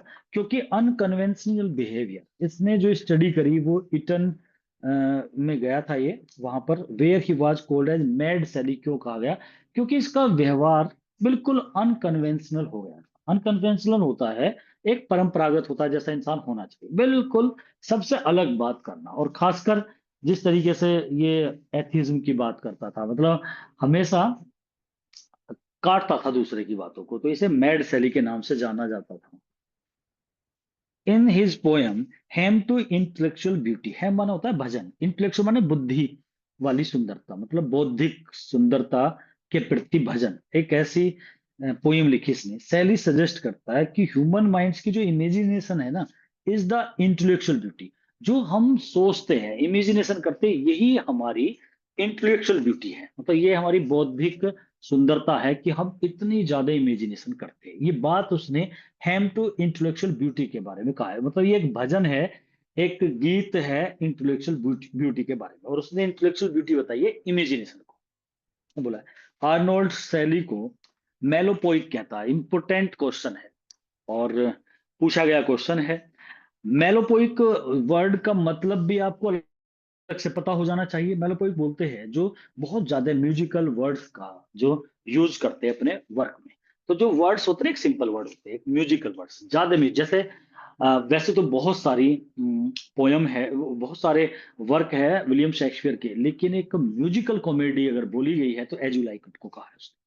तो म्यूजिकल वर्ड ज्यादा यूज करना, जो ज्यादा यूज किया करता था वो शैली था, इसीलिए उसे मेलोपोइक कहा गया है। तो म्यूजिकल वर्ड्स यूज करे इसने संगीत में शब्द, और जो सबसे बड़ा लिरिक पोइट है, परफेक्ट सिंगिंग गॉड भी इसे कहा गया, लेकिन वो एसी स्विन बनने कहा था। A great poem is a fountain, ये शैली कहता है कि भाई जो एक अच्छी पोयम होती है ना, वो एक फाउंटेन की तरह होती है।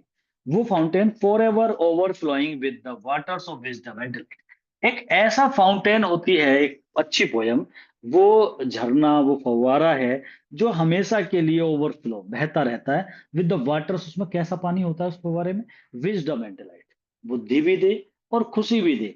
वो पोइट्री, एक अच्छी पोइट्री वो होती है जो हमें हमें एंटरटेन भी कराए, डिलाइट भी दे, और हमें कुछ ज्ञान भी दे। ये पीबी शैली का कहना है। Poetry is the expression of imagination, imagination को एक्सप्रेस करना पोइट्री है, पीबी शैली कहता है। तो इमेजिनेशन की तो बात करता ही है, उसने इंटेलेक्चुअल ब्यूटी को ही इमेजिनेशन बता दिया। तो इमेजिनेशन, तो ये सारे रोमांटिक एज के इमेजिनेशन करते हैं। डब्ल्यू जे लॉन्ग ने एक बड़ी बात कही है जिसके अंदर बहुत भाव छुपे हुए हैं। वो कहता है कि वर्ड्सवर्थ ने तो फाउंड करी है, ये क्वेश्चन वर्ड्सवर्थ पे भी आ जाता है और पीबी शैली पे भी आता है। वर्ड्सवर्थ ने फाउंड करा है अपने आप को नेचर के अंदर, और शैली ने लॉस्ट करा है अपने आप को नेचर के अंदर। इसका मतलब Wordsworth found himself in nature, एक बात तो ये है, दोनों को एक जगह कर दिया उसने। वर्ड्सवर्थ ने अपने आप को नेचर में पाया है, वो दिखाता है कि भाई नेचर ऐसा है, नेचर, और शैली ने अपने आप को खो दिया नेचर में। इसका मतलब जब शैली नेचर के ऊपर लिखता है, अब आप इसके पोएम जब पढ़ोगे तो आपको लगेगा भी, स्काई लार्क को, दोनों की स्काई लार्क को पढ़ लेना, ये अपने आप को शैली जो है वो अपने आप को लॉस्ट कर देता, मतलब खो जाता है नेचर के अंदर जब नेचर पे लिखता है। Nothing of him that do fade but do suffer a sea change into something rich and strange. Nothing of him, उसमें अब यहां पर ये बात आती है, ये विलियम शेक्सपियर की टेम्पेस्ट से लाइन है। Nothing of him that do fade but do suffer a sea change into something rich and strange. ये लाइन लिखी हुई है on the grave of Shelley. Shelley की ग्रेव पे लिखी हुई लाइन कभी पूछी नहीं गई वैसे, लेकिन फिर भी हमें ध्यान रखनी है। कीट्स की लाइन बहुत बार पूछी गई है, here lies one whose name is written in water, वो लाइन तो बहुत फेमस है। लेकिन पीबी सैली की जो लाइन है, ये विलियम शेक्सपियर के जो टेम्पेस्ट वर्क है उससे ली गई है, और वहां से एक लाइन इसमें डाली गई है। Nothing of him that do fade but do suffer, ऐसा कुछ नहीं है इस व्यक्ति में जो यहाँ दफनाया गया है। मतलब जब ये लाइन टोम पे लिख दी गई, किसी के कब्र पे है, तो अब तो हम इसे इस तरीके से लेके चलेंगे कि ये उसी के बारे में कहा गया है।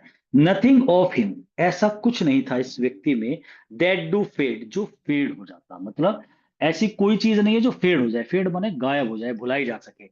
But do suffer a sea change into something rich and strange, but do suffer, इस व्यक्ति ने बहुत कष्ट झेले हैं, a sea change into something rich and strange, इसने सी चेंज होता है बहुत बड़ा बदलाव, into something rich and strange, ये बहुत निम्नता से बहुत रिच एंड स्ट्रेंज पे पहुंचा है। मतलब इसने के अंदर इतना बदलाव इसने करा है, अपने अंदर इतने सफरिंग, इतने कष्ट झेले हैं, जो ये व्यक्ति यहाँ मरा पड़ा है।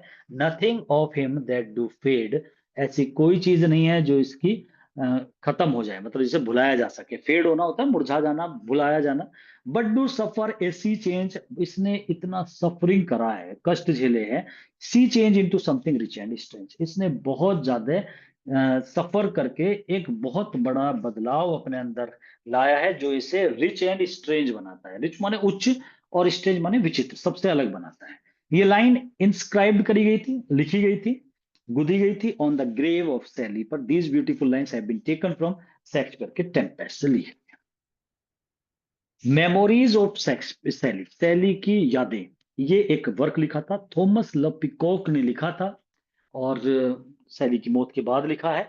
और जब सैली जिंदा था तो सैली ने खुद इसका कटाक्ष करा था। थॉमस लव पिकॉक का ही वर्क था the four ages of poetry, और उसी का रिप्लाई करा था इसने ए डिफेंस ऑफ पोइट्री लिख करके।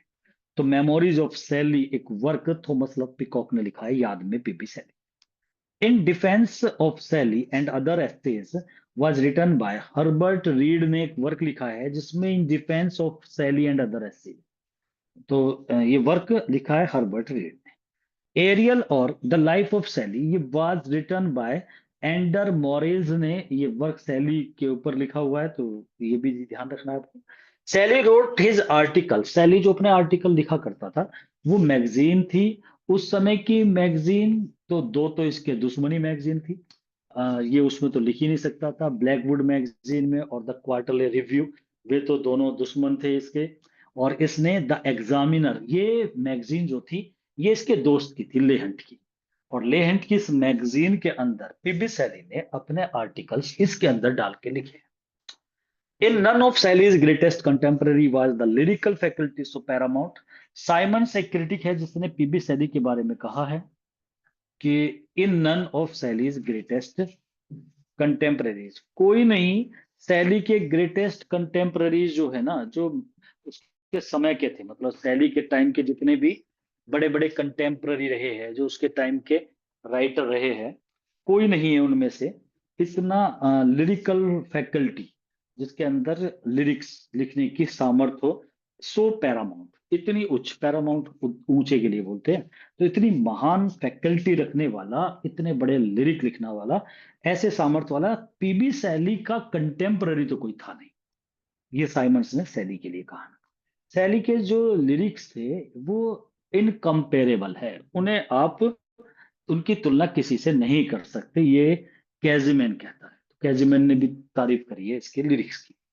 सैली के जो लिरिक्स है वो स्पॉन्टेनियस है, ये बात तो हमें पता ही है, स्पॉन्टेनिटी अपना आप निकलना, जैसे कि फ्रेग्रेंस निकलती है फ्लावर से, इसी तरीके से उसके लिरिक निकलते हैं, एक्सहेल होते हैं इसी तरीके से। Stanza written in dejection near Naples, ये इसकी पोयम है, एक बहुत ही दुखदाई पोयम है। और इसमें is called the most touching of all Shelley works, professor Sharp ने इसके लिए कहा है कि ये सबसे ज्यादा टच करने वाली, मेरे दिल को छू जाने वाली पोयम है, ऐसा बोला है इस पोयम के ऊपर। The subtitle of the spirit of solitude is Alastor. Spirit of solitude और एलेस्टर जो है दोनों एक ही है, सब टाइटल है इसका। स्पिरिट अकेलेपन की spirit. It is an autobiographical poem है, सैली ने अपने बारे में बताया है, अपने अकेलेपन के बारे में इसमें जिक्र करा है। Queen Mab is an atheistic poem of Shelley, Shelley की क्यून मैप, इस पे भी बहुत बड़ा कॉन्ट्रडिक्शन, बड़ा विवाद हुआ था। सैली ने ये लिख जरूर दी थी, लेकिन बहुत विवादों में फंस गया था सैली क्यून मैप जैसी पोयम लिखने में। It is written in irregular unrhymed metre में लिखी थी, कोई मीटर ऐसा सिस्टम से नहीं लिया था। This poem is based on Godwin's political justice जो था, उसी पर बेस्ड होकर के क्वीन मैब लिखी थी इसने। द विच ऑफ एटलस की विच, जो जादूगरनी होती है, ये एक नैरेटिव पोएम है, इसके अंदर मिस्ट्री सस्पेंस है, सैली ने लिखी है। द विच ऑफ एटलस कोई ज्यादा इंपोर्टेंट तो है नहीं, लेकिन नाम पूछा जा सकता है। द मास्क ऑफ एनार्की, ये भी एक सटायरिकल पोएम है पीबी सैली की, इंपोर्टेंट नहीं है, नाम पूछा जा सकता है। उसने इस पोएम को लिखा था जब उसने ये पीटरलो मैस्केयर के बारे में सुना था। पीटरलो मैस्केयर हुआ था एक, बहुत कितने व्यक्ति मारे गए थे इसमें, तो उस पे आधारित ये द मास्क ऑफ एनार्की लिखा था इसने। रोजालिंड एंड हेलन एक ट्रेजेडी है सैली की, तो ये इसलिए इंपॉर्टेंट है भाई, ट्रेजेडी है। अब सैली ने ट्रेजेडी की बात करें, द सेंसी एक ट्रेजेडी है इसकी, वो तो खैर थोड़ी ठीक भी है। दूसरी ये रोजालिंड एंड हेलन है, ये भी ट्रेजेडी है, बस इसका ये ध्यान रखना है, नाम और दूसरा ये भी याद रखना है कि ये ट्रेजेडी है, इसका जॉनर याद रखना है। जो बेस्ट पोइट्री है ना शैली की, रिटर्न फ्रॉम 1818 से लेकर के और मरने तक, अपने लास्ट तक। इसका मतलब थोड़ा सा ध्यान रखो, हम उसमें एक ईयर आती है किड्स की 1819, इसकी एक साल पहले आ जाएगी। 1818 से लेकर के और 22 तक, मतलब 4 साल का जो पीरियड रहा, यहाँ जो वर्क लिखे हैं शैली ने, वे बड़े बेस्ट वर्क रहे हैं। शैली की पोएम मोंट ब्लैंक है, ये एक आंसर है टिंटन एबी का। टिंटन एबी आपने पोयम पढ़ी है, उसमें विलियम वर्ड्सवर्थ नेचर के बारे में बताता है, नेचर में किस तरीके से अपने पूरे 5 इयर्स वाला वो एक्सपीरियंस बताता है कि मैं कोई नेचर 5 साल पहले आया था और अब मैं कितना अंतर हो गया, पहले मुझे नेचर ऐसी लगती थी अब ऐसी लगती है। जो टिंटन एबी आपने वर्ड्सवर्थ की पढ़ी थी, उसका आंसर इसने मोंट ब्लैंक में दिया है। और इसके अंदर nature and mind are the two powers which are just opposed in this poem. Nature और माइंड, ये नेचर और एक तरफ माइंड, ये दो पावर्स होती है जो बिल्कुल अलग अलग है। इस पोएम में ये चीज शो करी है पीबी शैली ने। और वर्ड्सवर्थ की चिंटन एबी का मतलब ये जवाब है एक तरीके से। द सेंसी, ये पोएम आपको ध्यान रखनी है, ये अच्छी पोएम है, इसकी पोएम बोल रहा हूँ सॉरी, ट्रेजेडी है, 1819 में लिखी थी। इसके ये भी ध्यान रखना है कितने एक्ट में है, ये 5 एक्ट में है। उतने ही एक्ट है जितना इस सेंसी में, मतलब वो है लेटर है, CENCI, 5 है, 5 इसमें एक्ट है। और इट इज डेडिकेटेड टू ले हंट को डेडिकेट है, ये भी इंपोर्टेंट क्वेश्चन है। ऐसा क्वेश्चन इंपोर्टेंट हो जाता है, जैसा मैंने एंडीमेंट पे किड्स की बताई थी कि वो थॉमस चैटरटन को डेडिकेट थी, ये क्वेश्चन बहुत इंपॉर्टेंट हो जाते हैं। तो ये भी ले हंट को डेडिकेट करी है शैली ने। It is a poetic drama है ये, मतलब इसका मतलब पोइटिक ड्रामा है, तो ये या तो ब्लैंक वर्ड्स में या किसी और मीटर में लिखा गया होगा, पोइटिक ड्रामा है, और वर्ड्स प्ले है रिटन बाय शैली। बेट्राइस सेंसी नाम है ये, is the murderer of her own father. इस सेंसी ने अपने पिता को, मर्डरर थी वो, अपने पिता को उसने मार दिया था, के पीछे पूरी कहानी है इसकी। तो बेट्राइस सेंसी नाम है ये कैरेक्टर का, मतलब लेडी का जो प्रोटैगनिस्ट है एक तरीके से, इसकी हीरोइन है, उसने अपने पिता को मार दिया था। तो ये द सेंसी, ये मतलब इसका अच्छा वर्क है। बायरन का जो portrait is found in Julian and Maddalo, ये एक वर्क लिखा था जूलियन एंड मेडोल शैली ने, उसमें बायरन का जिक्र करा है, उसके पोर्ट्रेट का, उसके चित्र का, उसके कैरेक्टर का, तो वहां इस पोएम के अंदर जिक्र है। Byron tried to rescue Shelley's skull from the pyre of his fun. Byron जो था उसने प्रयास करा था कि वो सैली का जो स्कल थी, खोपड़ी मतलब, from the pyre of his funeral, उसका जो जनाजा था उसमें वो ना जलाई जाए, तो वो उसे रेस्क्यू कर लेता है, मतलब उसे बचाता है कि भाई इसकी, इसे जलाया ना जाए, इसकी सर को, तो ये बायरन, उसे दफनाया जाए। प्रोमिथियस अनबाउंड, ये भी एक अच्छा वर्क है, इस पे क्वेश्चन पूछा जाता है। Prometheus unbound is a comic lyrical drama है, प्रोमिथियस इसमें हीरो का नाम है, विच शो सैलीज रिवलेंसरी एंथुजिज्म बेस्ट, जिसके अंदर सैली का जो रिवलेंसरी स्पिरिट है ना, इसकी विद्रोह करने वाली, क्रांतिकारी, वो देखने को मिलती है। प्रोमिथियस हीरो है इसमें। इसमें 4 एक्ट है, 4 एक्ट्स इसके अंदर है। और Shelley got the idea write it from Aeschylus. Aeschylus जो है ये ग्रीक का राइटर है, और वहां से ये आइडिया लिया है, तो एस्काइलस से आइडिया लिया है। एस्काइलस, यूरिपिडस और सोफोक्लीज, ये 3 ग्रीक के ट्रेजेडी राइटर हुए हैं, तो एस्काइलस से ये आइडिया प्रोमेथियस अनबाउंड का लिया है। Prometheus unbound has a story from Greek mythology से है, और ये क्लोजेट ड्रामा है। क्लोजेट ड्रामा वो होता है जिसे हम परफॉर्म नहीं करते, केवल हम उसे रीड करते हैं, तो वो क्लोजेट ड्रामा कहलाता है। लॉन्ड एंड सितना, ये वर्क है, also known as the revolt of Islam के नाम से जाना जाता है, ये भी क्वेश्चन इंपोर्टेंट है। इसके अंदर 12 कैंटो है, ये भी क्वेश्चन इंपोर्टेंट है। It is written in Spenser stanza, ये बहुत ज्यादा इंपोर्टेंट है, and based on revolutionary theme पर बेस्ड है। It is dedicated to Mary Godwin, ये भी इंपोर्टेंट है।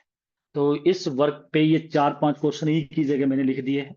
तो आपको जैसे लॉन एंड सितना के बारे में पूछ ले, और या फिर आपका प्रोमिथियस अनबाउंड पे पूछ ले, द सेंसी पे पूछ ले, ये इन पे मतलब एक तो यही क्वेश्चन होते हैं, बस ज्यादा अंदर से नहीं पूछेंगे, आपको ध्यान रखना है सभी क्वेश्चन।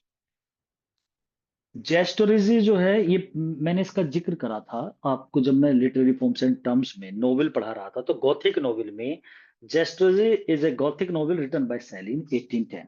तो ये एक गॉथिक नोवेल है। गॉथिक नोवेल कौन से होते हैं जिनके अंदर सस्पेंस, मिस्ट्री और गोथ जनजाति से लिए गए हैं, एक रहस्य और सुपरनेचुरल एलिमेंट्स होते हैं ना, वो गोथिक नॉवेल। मैरी सेली रोट हर फेमस नॉवेल फ्रैंकेस्टाइन। ये बहुत इंपॉर्टेंट वर्क है इसका। मैरी सेली का एक वर्क इसकी वाइफ का है, हालांकि ये सिलेबस में नहीं है, लेकिन पीबी सेली की वाइफ है, इसलिए पूछा जा सकता है।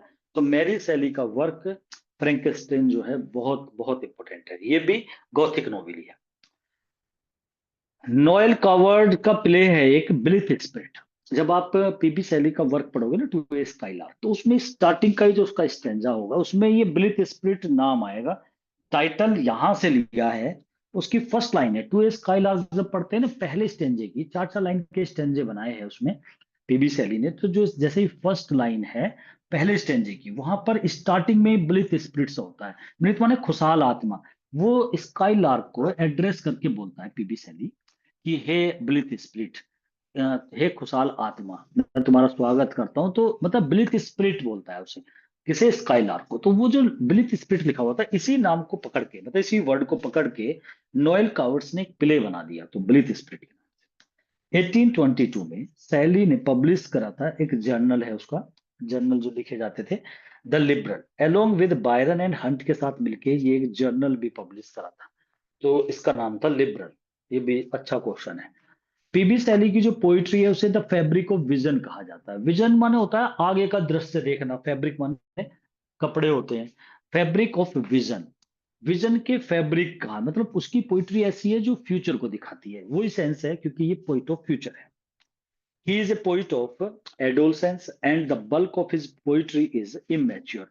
टीएस इलियट तो खैर उसका काम होता है, वो बुराई करता है ज्यादातर सभी की, और वो अपने से होशियार समझदार किसी को मानता नहीं है, क्योंकि उसे बहुत प्राउड था अपनी बुद्धि पर भी, और क्योंकि वो बहुत फेमस भी था। और एक ऐसा राइटर है टीएस इलियट मॉडर्न एज का, जिसे सारी क्वालिटी थी उसके अंदर। वो ड्रामेटिस्ट भी था एक बहुत बड़ा, वो पोइट भी था। उसकी पोयम वो the love song of C Alfred frog और द वेस्टलैंड जैसी बड़ी फेमस हुई है। उसके जो the murder in the cathedral जैसे ड्रामे जो है बहुत फेमस हुए। और वो एक बहुत बेहतरीन क्रिटिक भी है। तो उसने हेमलेट एंड हिज प्रॉब्लम्स जैसे, और ट्रेडिशन एंड इंडिविजुअल टैलेंट, ये टीएस इलियट ने मतलब काफी वर्क लिखे भी है। टीएस इलियट हमारे सिलेबस में भी है, तो उसे हम पढ़ेंगे भी, तो इसलिए मैं टीएस इलियट की बात ज्यादा कर भी रहा हूँ। तो टीएस एलियट ज्यादातर ये क्या करता था, वो मतलब उसने सारी सारी जगह अपने हाथ आजमाए हैं, और बड़ा मतलब उसे घमंड है अपने ऊपर, और वो वर्ड्सवर्थ पे भी कमेंट्स, पीबी शैली पर भी, कीट्स पर भी। और देखो क्या लिख रहा है, कहता है he is a poet of adolescence. वो पोइट तो एडोलसेंस का है, ही आया शैली के लिए।